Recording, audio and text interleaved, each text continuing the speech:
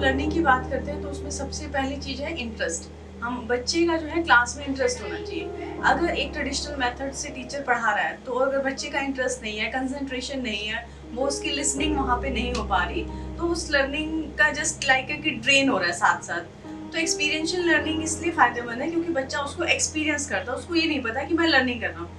he or she just wants to take interest in such an activity कि वो कुछ कर रहा है, वो कुछ सीख रहा है। सीखने की प्रक्रिया उसकी बाद में उसको मालूम पड़ती है, और वो जब कोई भी कार्य करता है कि फूल पत्तों को देख रहा है या तोड़ रहा है या कुछ किसी भी चीज़ को स्केल से या किसी धागे से किसी चीज़ को माप रहा है, तो वो जो परिमाप है, एक स्केल से कॉपी में करना और एक उस धागे से जो है किसी भी चीज़ को मापना और वो ये बताना कि इतना इसका जो है मेजरमेंट रहा है। तो जब हम एक्सपीरियंस से सीखते हैं तो ऑब्वियसली वो ज़्यादा इफेक्टिव रहता है।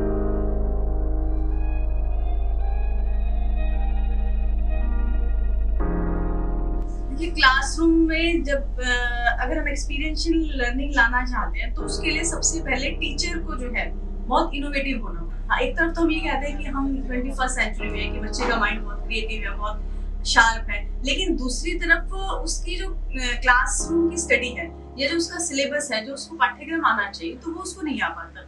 वो क्यों नहीं आ पाता? क्योंकि टीचर जो उन मेथड्स को यूज नहीं कर पाता। तो टीचर के लिए इनोवेटिव होना बहुत जरूरी है, चाहे वो खुद एक्सपेरिमेंट करे और फिर उसको बच्चों पर लागू करे। जब तक वो पहले से प्रिपेयर नहीं होगा कि उसको क्या करना है क्लासरूम में, तब तक कुछ नहीं होने वाला। अगर वो जाके सोचता है कि मुझे क्या करना है और किस तरीके से करना है, तो इतनी देर में तो वो टाइम जो है वो निकल जाता है।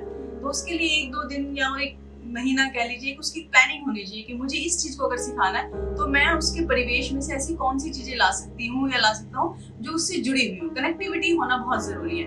क्लासरूम की स्टडी और जो उसका बाहर का एनवायरनमेंट है, अगर वो इंटरकनेक्ट नहीं है तो वो स्टडी का जो है कोई वैल्यू उसके लिए नहीं रहती। सो दैट्स व्हाई जो बच्चा उसमें इंटरेस्ट नहीं ले पाता।